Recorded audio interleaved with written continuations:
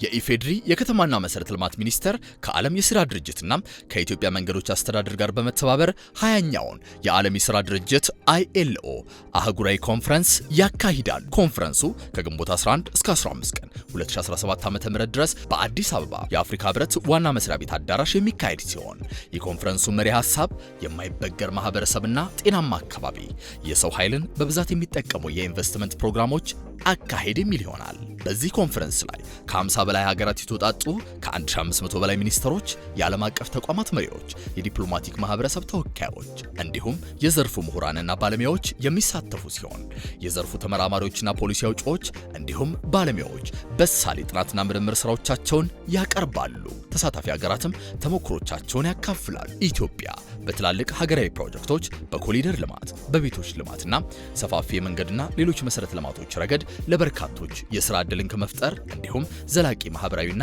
አካባቢያዊ ልማትን ከማረጋገጥ አኳያ ያስመዘገበቻቸውን ውጤቶችና ቀጣይ ትልሞቿን ታቀርባለች። ተሳታፊዎችም የመስክ ጉብኝት በማድረግ የተሞክሮ ልውውጥ ያደርጋሉ።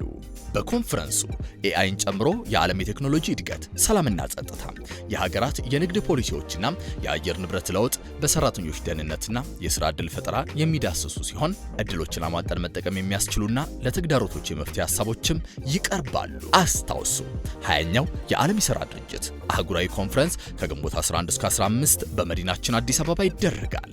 ለበለጠ መረጃ www.iloethiopia2025.gov.it ይጎብኙ።